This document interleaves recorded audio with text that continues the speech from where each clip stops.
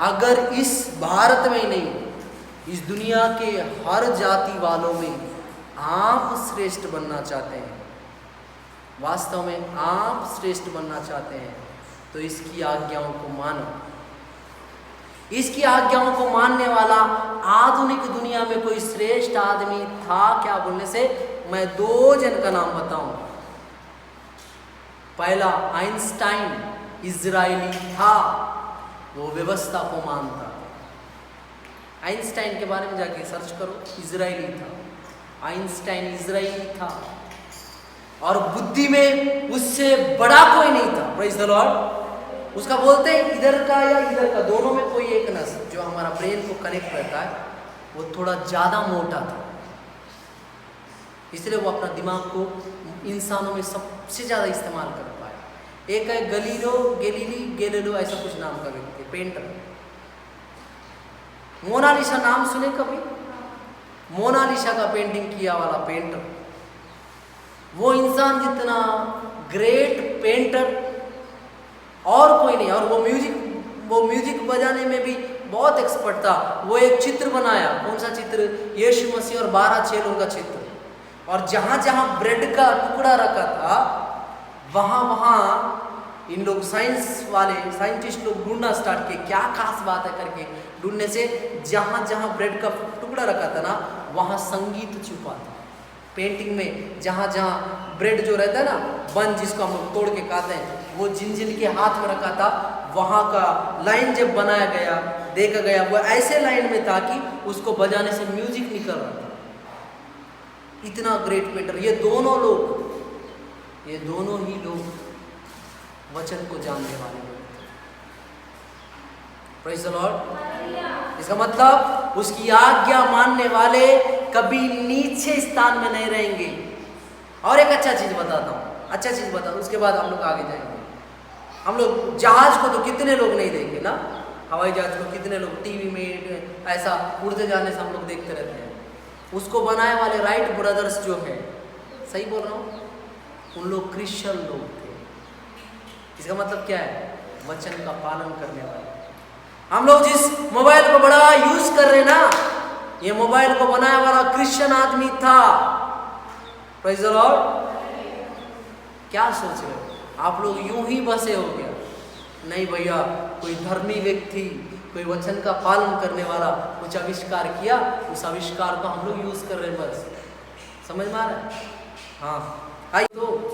और क्या बोलता है? धन्य हो तू बाहर जाते समय। आपको देख के मैं आज जवान भाइयों से बात करना चाहता हूं, क्या आप धन्य हैं बाहर जाते समय?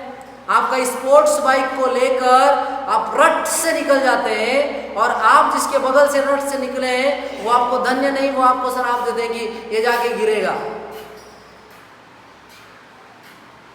प्रिय बहन, खुदा आपको अच्छा स्कूटी दिया, आप बाहर जा रहे हो, जॉब पे जा रहे हो स्कूटी पे, जॉब पे जा रहे हो कार पे, जॉब पे जा रहे हो ब्रदर कार पे, स्कूटी पे, जहां आपका बिजनेस है वहां जा रहे हो, आप घर से बाहर जा रहे हो। बाइबल बताती है अगर आप व्यवस्था को मानने वाले हो तो आप बाहर जाते समय धन्य हो। सही है कि नहीं? लेकिन अगर आप प्रभु का बात मान के प्रभु दिया वाला चीजों को इस्तेमाल करने वाले व्यक्ति हो और उसमें रफ्तार पकड़ने का इच्छा रखने वाले हो, तो लोग आपको आशीष की जगह श्राप देंगे, और एक ना एक दिन किसी ना किसी का तो मुंह लग ही जाता है। मेरी मम्मी बीजापुर जा रहे थे, एक ब्रदर हमारे सामने से रट से कट मार के निकला। मम्मी पीछे बैठ के बोली, ईडे टनुन्नड़ बेटा, ये कैसा तो है बेटा, ये आगे जाके गिरेगा तो नहीं ना, बोली। और वास्तव में 2 किलोमीटर बाद हम लोग जब पहुंचे तो भाई साहब के ऊपर गाड़ी के नीचे भाई साहब गिर के। मैं बोला ये क्या हो रहा है? मैं जाके गाड़ी को उठाया, फिर भाई साहब को उठाया। मैं बोला पानी वानी है? नहीं ब्रदर नहीं। फिर हम लोग पानी पिलाए। क्या जरूरत है स्पीड जाना? कोई ना कोई ऐसे धर्मी लोग बोलेंगे, मुंह के बल गिरेगा, नाक मुंह से खून निकलेगा, फिर आपके घर वालों को 4 लोग बोलेंगे कैसा बेटा या बेटी को पैदा किए हो, हमेशा इतना स्पीड जाते रहता है और गिर के नाक मुंह फोड़ लिया है, अच्छा लग रहा है क्या? बोले धन्य है क्या? नहीं।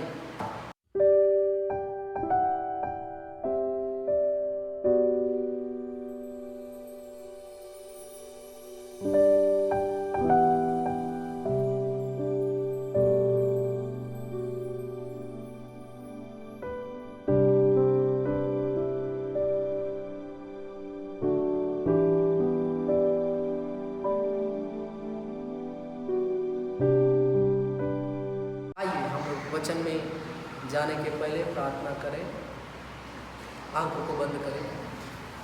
प्रिय प्रभु, फिर से एक बार दुआ करता हूँ, आज हम लोग जब वचन को पढ़ेंगे पिता, उस वचन को पढ़ने से, उस वचन को सीखने से हमारे जीवन में काम होने पाए, तेरी उपस्थिति हमारे जीवन में काम करने पाए। मदद कर पिता, यीशु मसीह तू मदद कर पिता, तेरी उपस्थिति हमारे जीवन में काम करने पाए। इस नाम से मांगता हूँ पिता, आमीन। हालेलुया। व्यवस्था विवरण 28वां अध्याय खोलिए फटाफट, उसका पहला से लेकर 68 अध्याय है। मैं बिल्कुल कोशिश करूंगा कि छोटे शब्दों में बताऊं। यदि तू अपने परमेश्वर यहोवा की सब आज्ञाएं जो मैं आज तुझे सुनाता हूं चौकसी से पूरी करने को चित्त लगाकर उसकी सुने तो वह तुझे पृथ्वी की सब जातियों में श्रेष्ठ करेगा। मंची की नंडम्मा, अच्छे से सुनिए ध्यान पूर्वक। पहला वचन कहता है, यदि तू अपने परमेश्वर की सब आज्ञाओं को, एक आज्ञा मानता हूं बोलने से नहीं चलेगा, मैं तेरे से अच्छा जीता हूं बोलने से नहीं चलेगा, सब आज्ञाओं को जो मैं आज तुझे सुनाता हूं चौकसी से, मीन्स सतर्क होके, स्ट्रिक्टली, क्या बोलना चाहिए, एकदम, क्या बोलना चाहिए, प्रभु बोला दाहिने चलना है बोलने से दाहिने नहीं चलना है, बाएं चलना है बोलने से बाएं नहीं चलना है, क्योंकि आगे आग में रहेगा, खुदा बोलेगा कूद जा बोलने से कूद जाना है, और खुदा कभी आपका आग में कूदना नहीं बोलेगा। बोलेगा क्या? बाइबल में कहीं लिखा है आग में कूद जाओ करके बोला? नहीं, खुदा के नाम से आग में कूदे वाले को बताया, बचाया कि नहीं? बस यहाँ पे लिखा है चौकसी से चित्त लगाकर। हम लोग का दरिद्र जिंदगी कैसा रहता है बोलने से, हम लोग यहाँ बैठे रहते हैं, हमारा चित्त जो हम लोग सोच विचार करते हैं, जिसमें हम लोग वचन को भरते ना, वो कहीं बाहर रहता है। और हर पास्टर हर संडे कोई ना कोई आज्ञा सिखाता है। अगर नहीं सिखाया वो पास्टर ही नहीं है, बस ये बोलते रहा प्रभु आपको आशीष देगा, प्रभु आपको संपत्ति देगा, प्रभु आपको क्या बोलना चाहिए, हाँ, बहुत अच्छा जिंदगी देगा, प्रभु आपको गाड़ी देगा, प्रभु आपको बंगला देगा। वो आपको मस्का मार रहा है। वो बकराओं जो बकरी बन रहता है ना, उनको ना एंटरटेनमेंट कर रहा है, और वहाँ बकरी बन जाएंगे। इन लोग जो संसार की चीज़ों के पीछे भागने वाले वहाँ जाएंगे। अच्छा वचन चाहिए वाला वहाँ नहीं जाएगा। तो बोलेगा यहाँ इतना आशीष वाला बात चल रहा है, यहाँ बिल्कुल जिंदगी सुधरने वाला बात ही नहीं चल रहा है, ये मेरे को नहीं चाहिए। अगर ऐसी जगह में बाइबल में लिखा है कि एलीशा का आत्मा लेके एक इंसान इस धरती पे पैदा हुआ, जो पैदा होते ही सब पवित्र आत्मा से परिपूर्ण था। वो राजा हो रंजो, मीन्स गरीब हो अमीर हो, जो जैसा उसको वैसी बोलता था।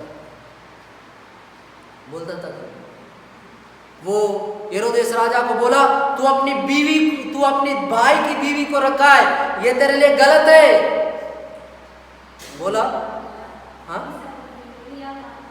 सॉरी एलीशा बोला, मैं माफ कीजिए, एलिया का आत्मा से एक व्यक्ति पैदा हुआ। उसके बारे में लिखा है, यीशु मसीह बोलते हैं कि माँ के पेट में पैदा हुए वालों में उससे श्रेष्ठ कोई नहीं है। करोड़ों का प्रॉपर्टी बना लो भैया, स्वर्ग में तो यही लिख के है, यूहन्ना से श्रेष्ठ कोई नहीं। आज मैं जिन लोगों का बात कर रहा हूँ ना, इन लोग यीशु मसीह के लिए कुछ ना कुछ किए वाले हैं। मैं दाऊद का बात किया थोड़ी देर पहले भजन संहिता में, वो दाऊद हमेशा यीशु मसीह के लिए भविष्यवाणी की।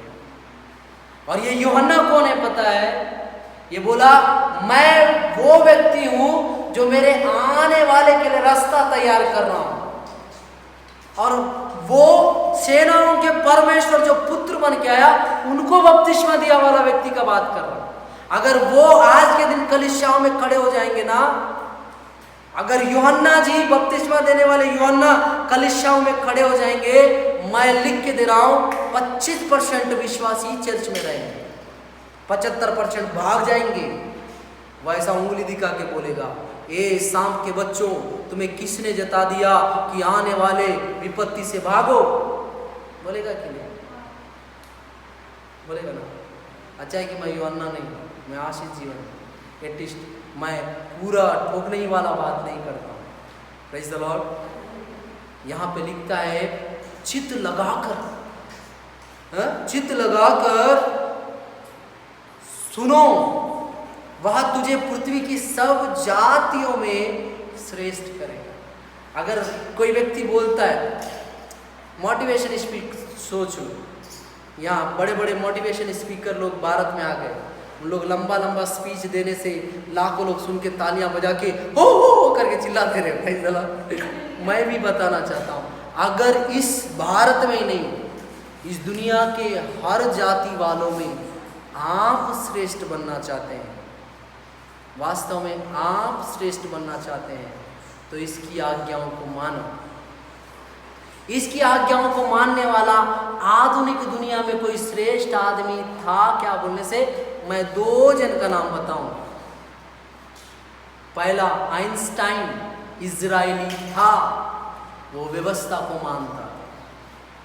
आइंस्टाइन के बारे में जाके सर्च करो, इजरायली था। आइंस्टाइन इजरायली था और बुद्धि में उससे बड़ा कोई नहीं था। Praise the Lord. उसका बोलते हैं इधर का या इधर का, दोनों में कोई एक नस जो हमारा ब्रेन को कनेक्ट करता है, वो थोड़ा ज़्यादा मोटा था, इसलिए वो अपना दिमाग को इंसानों में सबसे ज़्यादा इस्तेमाल कर पाए। एक है गैलीलियो ऐसा कुछ नाम का व्यक्ति, पेंटर। मोनालिसा नाम सुने कभी? मोनालिसा का पेंटिंग किया वाला पेंटर, वो इंसान जितना ग्रेट पेंटर और कोई नहीं। और वो म्यूजिक बजाने में भी बहुत एक्सपर्ट था। वो एक चित्र बनाया, कौन सा चित्र? यीशु मसीह और 12 चेलों का चित्र। और जहाँ जहाँ ब्रेड का टुकड़ा रखा था, वहाँ वहाँ इन लोग साइंटिस्ट लोग ढूंढना स्टार्ट किए, क्या खास बात है करके ढूंढने से जहाँ जहाँ ब्रेड का टुकड़ा रखा था ना, वहाँ संगीत छुपा था। पेंटिंग में जहाँ जहाँ ब्रेड जो रहता है ना, बन जिसको हम लोग तोड़ के खाते हैं, वो जिन जिन के हाथ में रखा था, वहाँ का लाइन जब बनाया गया, देखा गया, वो ऐसे लाइन में था कि उसको बजाने से म्यूजिक निकल रहा था। इतना ग्रेट पेंटर। ये दोनों ही लोग वचन को जानने वाले लोग थे। Praise the Lord. इसका मतलब उसकी आज्ञा मानने वाले कभी नीचे स्थान में नहीं रहेंगे। और एक अच्छा चीज बताता हूँ, उसके बाद हम लोग आगे जाएंगे। हम लोग जहाज को तो कितने लोग नहीं देखे ना, हवाई जहाज को कितने लोग टीवी में ऐसा उड़ते जाने से हम लोग देखते रहते हैं। उसको बनाने वाले राइट ब्रदर्स जो है, सही बोल रहा हूँ, उन लोग क्रिश्चियन लोग थे। इसका मतलब क्या है? वचन का पालन करने वाले। हम लोग जिस मोबाइल को बड़ा यूज कर रहे हैं ना, ये मोबाइल को बनाने वाला क्रिश्चियन आदमी था। Praise the Lord. क्या सोच रहे हो आप लोग? यूं ही बसे हो गया? नहीं भैया, कोई धर्मी व्यक्ति, कोई वचन का पालन करने वाला कुछ आविष्कार किया, उस आविष्कार को हम लोग यूज कर रहे हैं, बस। समझ में आ रहा है? हाँ, आइए हम लोग एक आगे जाएं। फिर उसने परमेश्वर यहोवा की सुनने के कारण ये सब आशीष तुझ पर पूरे होंगे। फिर अपने परमेश्वर यहोवा की सुनने के कारण ये सब आशीषें तुझ पर पूरी होंगे। क्या करने के कारण? उसकी आज्ञाओं का पालन करने के कारण। पहला चीज, धन्य हो तू नगर में।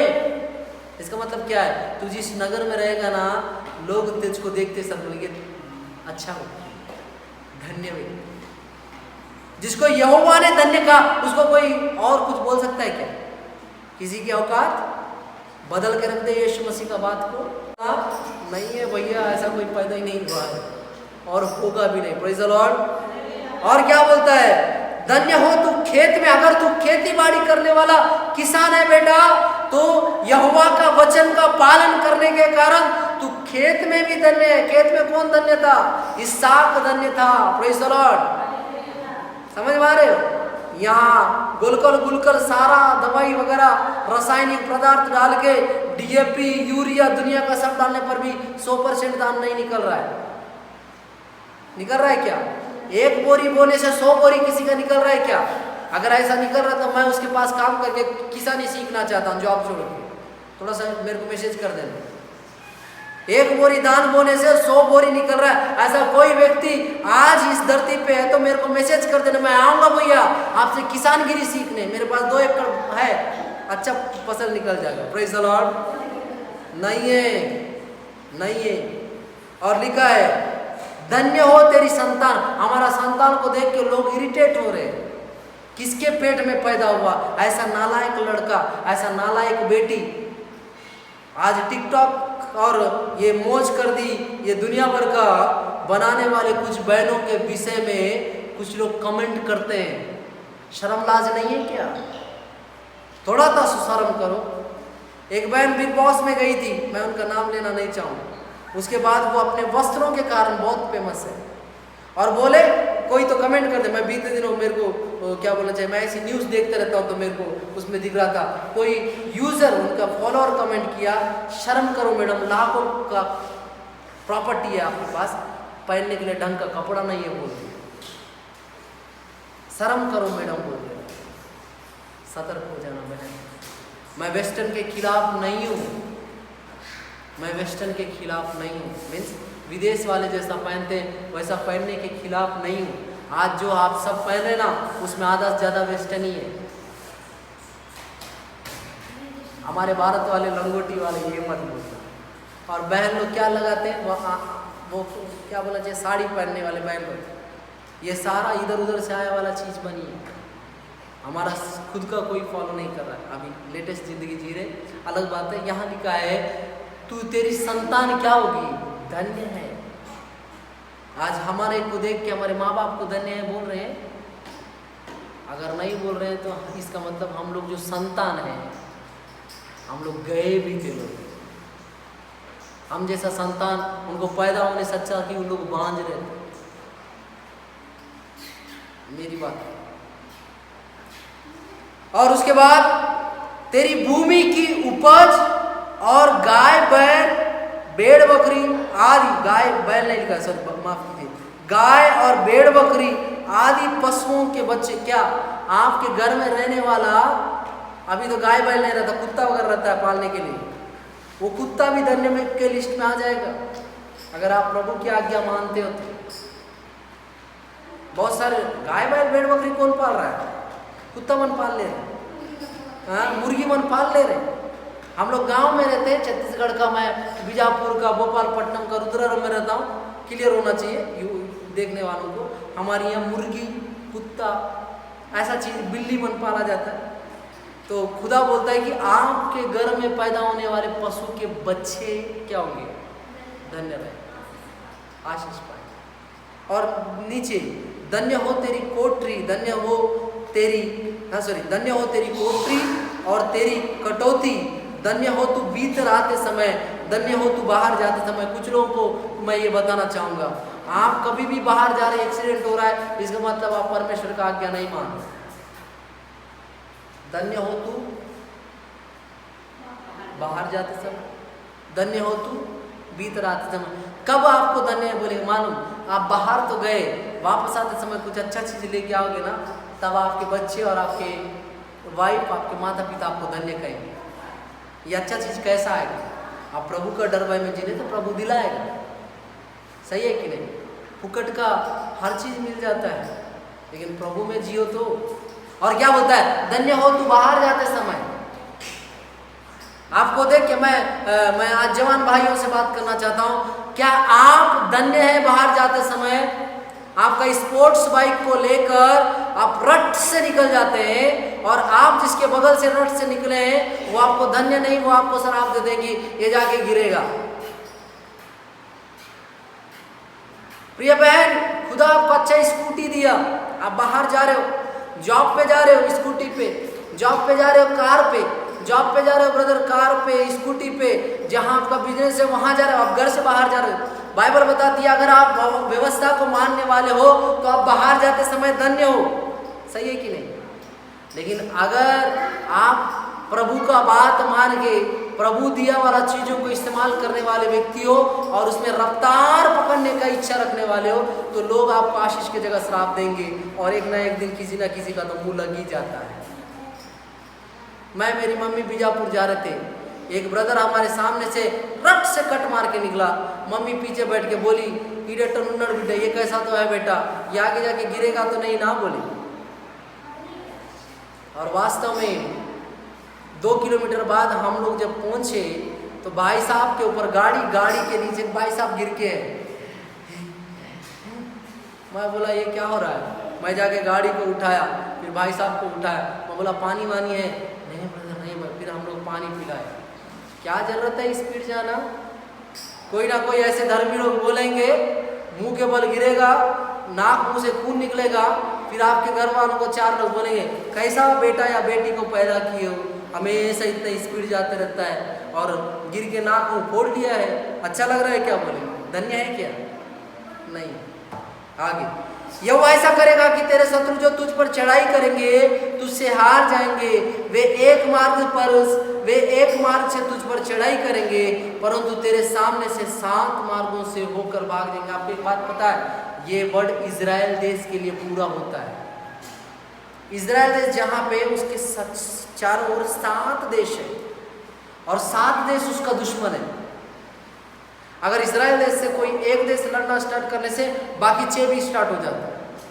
अगर इजराइल देश वाले वास्तव में परमेश्वर की आज्ञा मानने वाले हैं तो की स्थिति में लड़ने के लिए एक मार्ग में आते हैं। भागना कितना मार्ग से भागना पड़ेगा। 7 देश वाले 7 देश में भागेंगे कि नहीं। हाँ, कभी भी 4 रास्ते से आता है ना, 4 रास्ता होता है ना, चारों दिशा से 4 रास्ता होता है। यहाँ खुदा बोल रहा है 7 बोल रहा है। बीच बीच से भी कोई रास्ता बना के आने से बेटा तेरे पे एक मार्ग से आएंगे, 7 मार्ग से भाग, मीन्स चारों ओर से भाग जाएंगे। क्यों? क्योंकि आप परमेश्वर का आज्ञा मानते हो। बाइबल में एक शब्द लिखा है, आप परमेश्वर की आंख की पुतली हो। समझ मारा। और जो आपको छूता है परमेश्वर की पुतली को छूता है। एक बार इजराइलियों को फिरौन चुनने का कोशिश किया, बह गया। सही है, सही बोल रहा हूं। मिद्यानी लोग इजराइल लोगों को खाने के लिए भी छोड़ते नहीं थे। गिद्दोन जैसा एक व्यक्ति उठा, अंडी फोड़ के भगा दिया। 1,20,000 लोग मर गए। मैं सुबह रात के पढ़ रहा था। 300 लोग गए 1,20,000 से ज्यादा लोगों को मारने के लिए। और क्या लेके गए मालूम? मसाल, और एक अंडी और एक क्या तुरी लेके गए। तलवार लेके जाना है। रातों रात गए।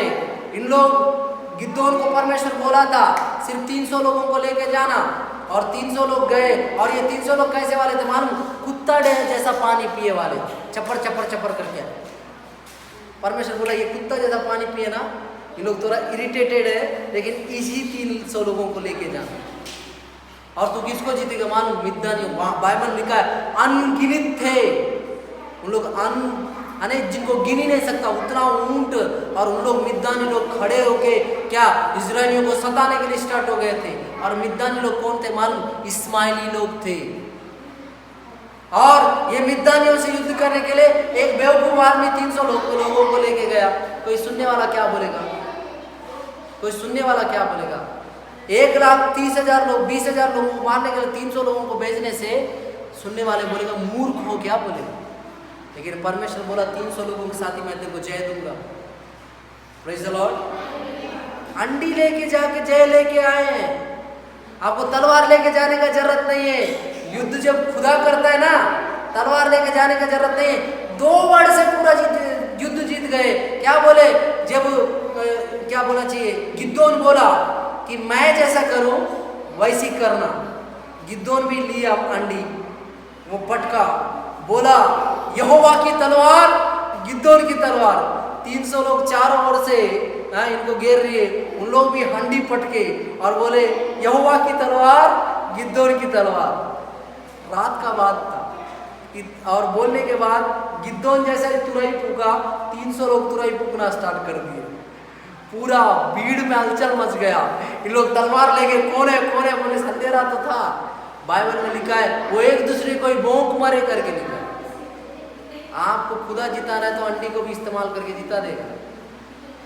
तलवार ले जाने की जरूरत नहीं है। वो 300 लोगों के पास एक के पास भी तलवार नहीं था, नरसिंगा था, यहोवा का नाम था।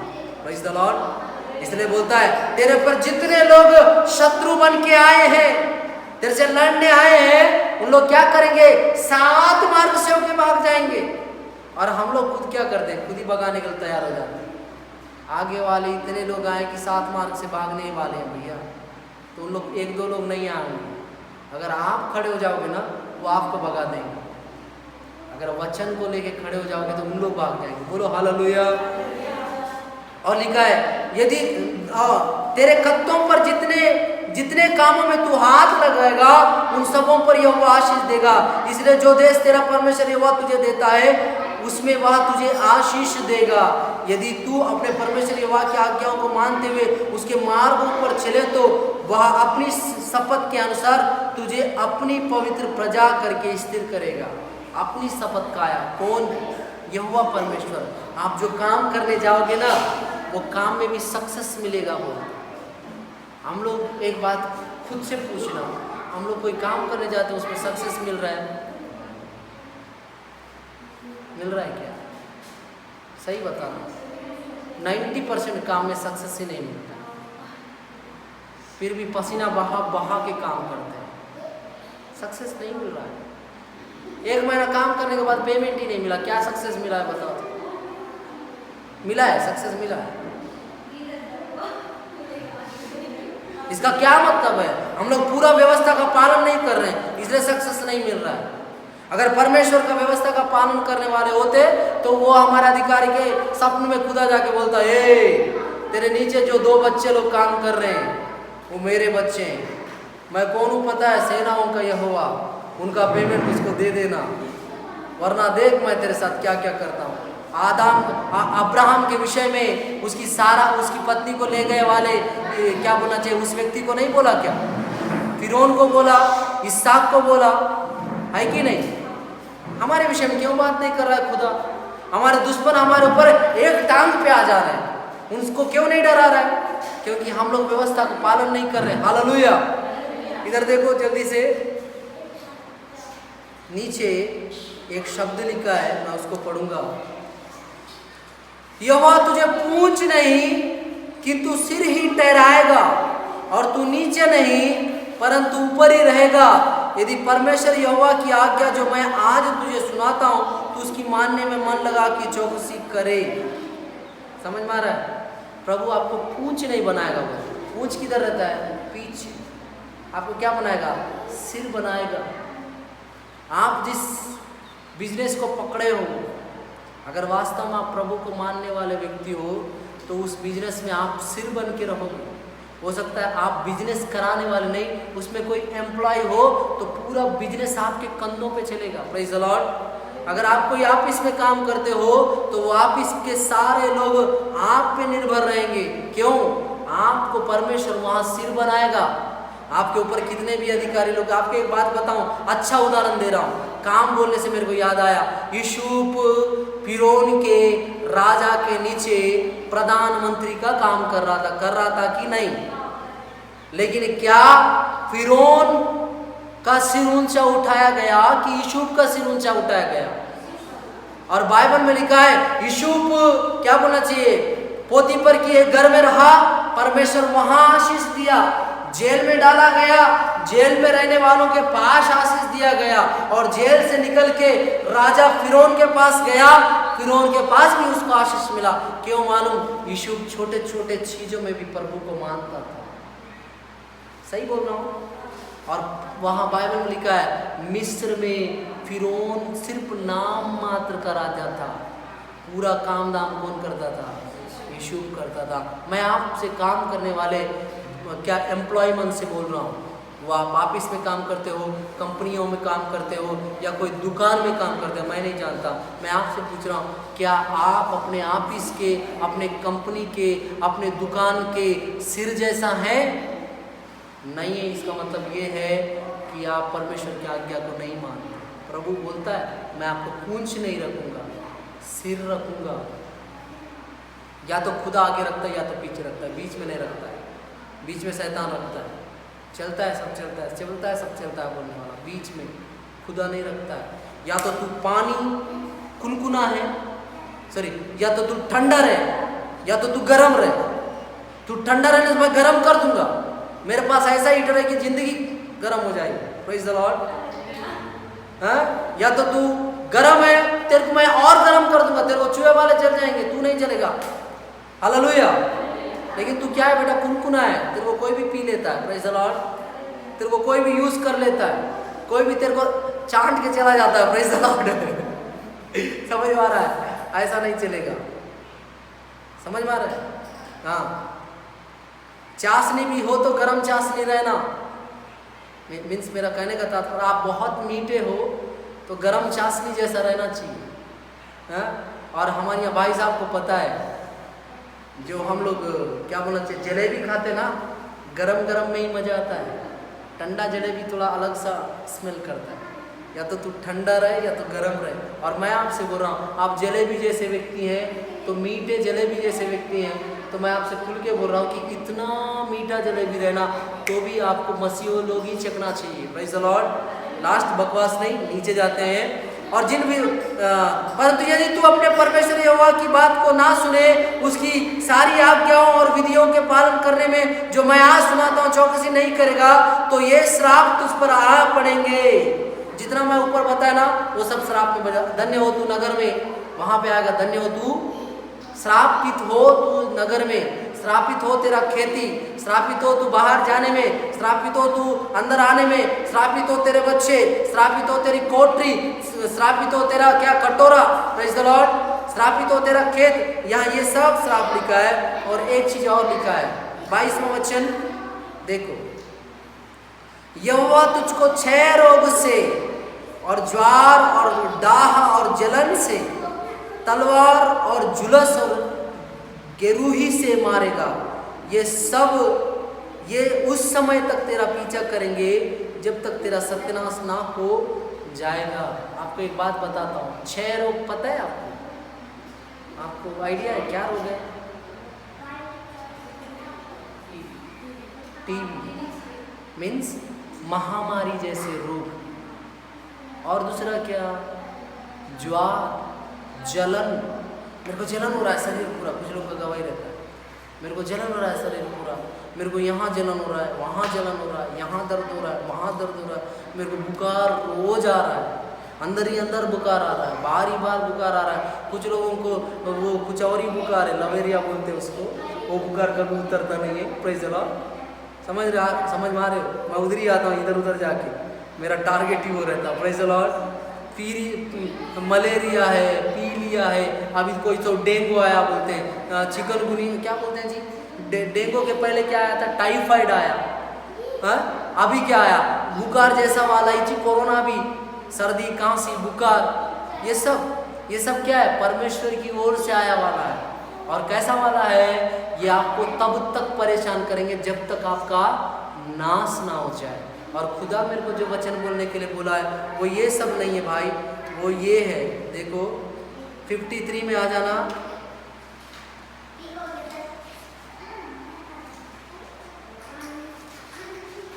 तब घिस जाने और संकट में के समय जिसमें तेरे शत्रु तुझ पर डालेंगे, तो अपनी निज जन्माए बेटे बेटियों का मांस जिन्हें तेरे परमेश्वर यहोवा ने तुझे देगा खाएगा।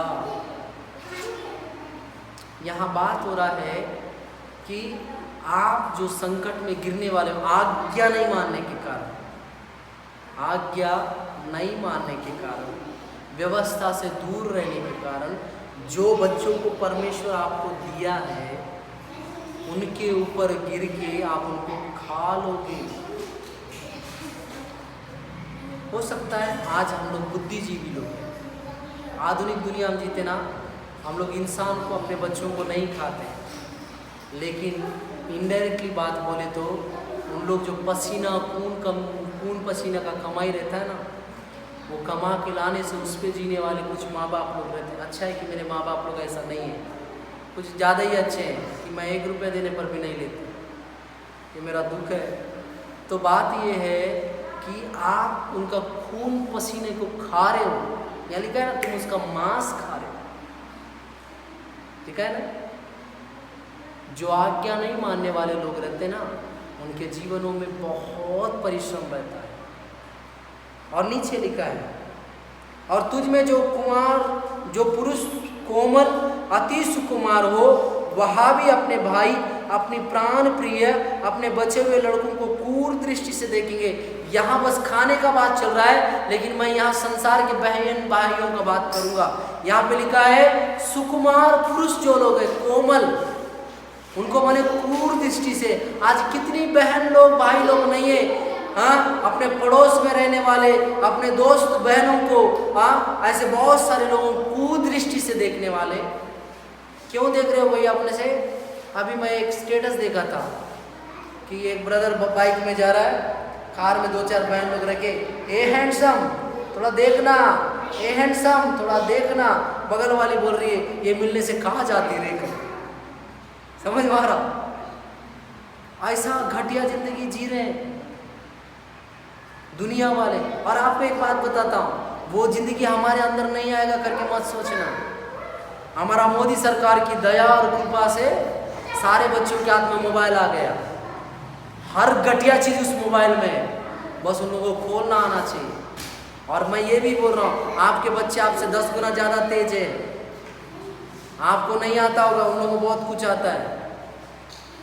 और घटियापन का जिंदगी तो हमारे भारत में क्या पूरा दुनिया में फैला है। अब ये हाथ में मोबाइल भी आया, ऑनलाइन के चक्कर में वो ऑनलाइन उनको बर्बाद करने पे तुल रहा है। अगर आप डर भय में जीते हो तभी जाके आपके बच्चे ठीक रहेंगे। आप आज्ञा मानने वाले हो तभी आपके बच्चे आज्ञा मानने वाले रहेंगे। अगर नहीं है तो मैं बोलता हूँ घटिया पंक्ति में उन लोग कितनों को क्रूर दृष्टि से देखेंगे, आपको पता ही नहीं है। यहाँ और लिखा है, वह उनमें से किसी को भी अपने बालकों का मांस में से जो वह आप खाएगा कुछ ना देगा। माने देख रहे हो कितना बड़ा बात बोल रहा है। परमेश्वर बोल रहा है तुम अपने बच्चों को खाओगे और उसमें से किसी के साथ नहीं बांटोगे। ये श्राप एलिशा के समय में आया था। मैं क्या बोल रहा हूँ सुनना, दूसरा राजाओं का पुस्तक पढ़िए, वहाँ पे ये श्राप एलिशा के समय में उस इजरायली लोगों के ऊपर आया था। वहाँ पे लिखा, एक माँ आके बोलती है राजा के सामने, हम दोनों का एक एक बेटा था, ये बोली आज हम तेरा बेटा को खाएंगे, कल मेरा बेटा को खाएंगे। तो हम लोग दोनों ने अपने बेटे को पका के खाया। समझ रहे हो दुख? अकाल कितना पड़ा उनके जिंदगी में, समझ में आ रहा है? खुद जन्माए वाले बच्चों को पका के खा। हाँ, और एक चीज, इन लोग दोनों दूसरा बच्चा को खाने के लिए राजा के पास आए हैं। ये दोनों औरत लोग आए राजा के पास, बोल रहे आज इसका बच्चा को खाने का था, ये अपना बच्चा को छुपा दी। समझ में आ रहा है लेवल? अकाल का लेवल नहीं है। वो नरभक्षी बन गए, उनको तो राजा छोड़ दिया। मैं उन्हें इनको हलाल कर दो बोलता।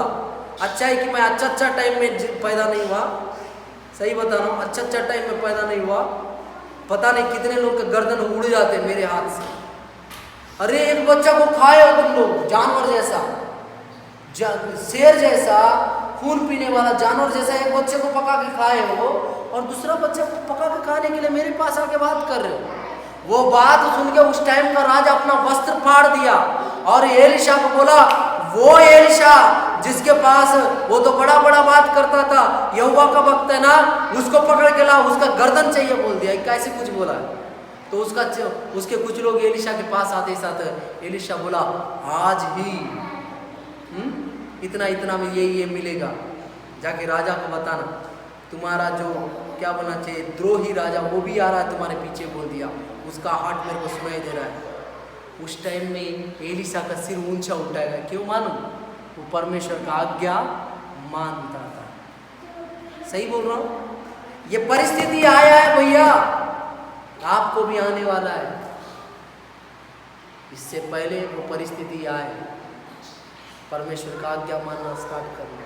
और नीचे लिखता है लास्ट में, और उसमें से स्त्री जहां तक कोमल और सुकुमार को, जो सुकुमारपन और कोमलता के मारे भूमि पर पांव डरते भी डरती हो, वहां भी अपने प्राण प्रिय पति और बेटे बेटी को अपनी खेरी वरन अपने अपने जन्माए बच्चे को क्रूर दृष्टि से देखेंगे। अब मैं बताता हूं, सुकुमार पति को, बच्चों को, बेटी को, अपने खेरी, अब ये पता नहीं पालने वाली जो भी है, उसको क्या दृष्टि से देखेंगे?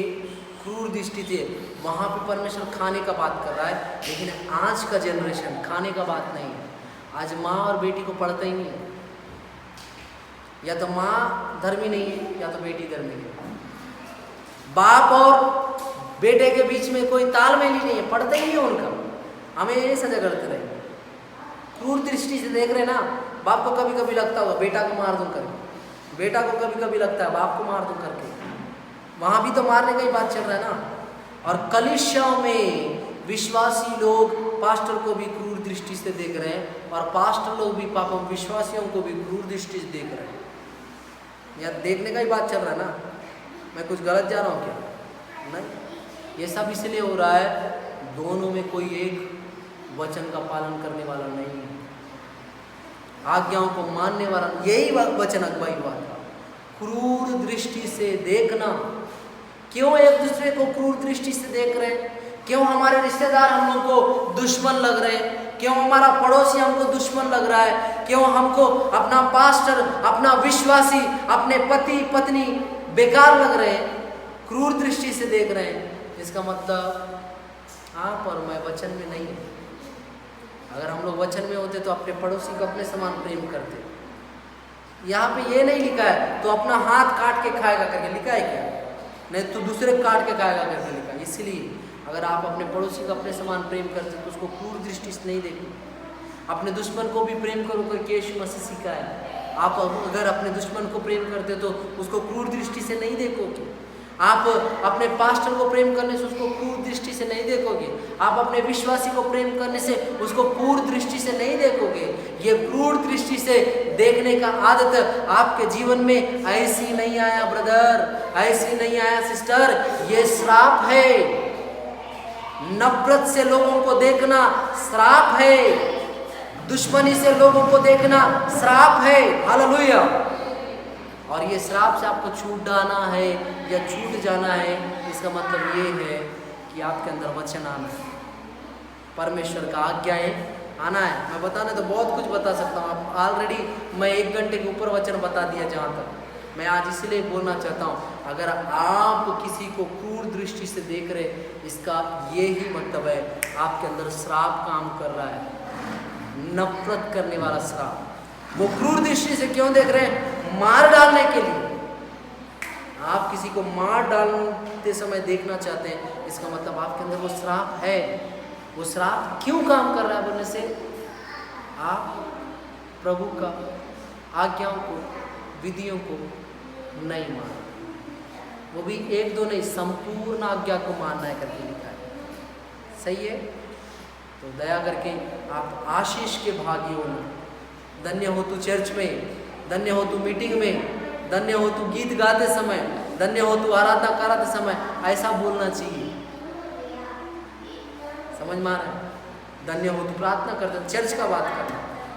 लेकिन आपका जीवन में श्राप ना आए, प्लीज ऐसा मत जीना। श्राप आने वाला लाइफ मत जीना, मेरा रिक्वेस्ट है। श्राप कभी भी किसी के लिए अच्छा नहीं होता। रिकॉर्ड हो रहा है? श्राप किसी के लिए अच्छा होता है क्या? बस मत जीना। आइए हम लोग अपने आंखों को बंद करें।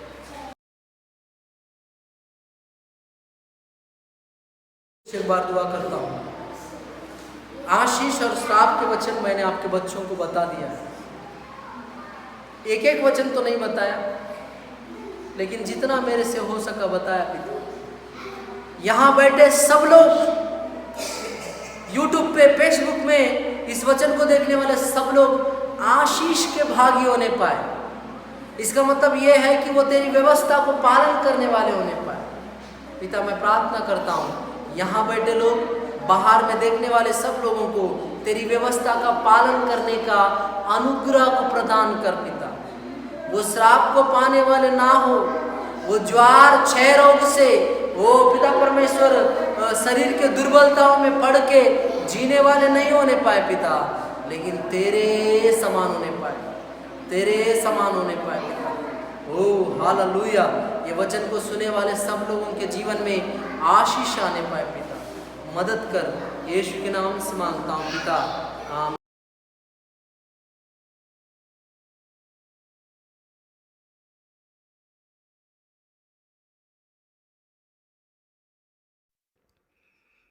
आप मेरे यूट्यूब चैनल को सब्सक्राइब करें, बेल आइकन दबाएं, इंस्टाग्राम और फेसबुक में मुझे फॉलो करें। जय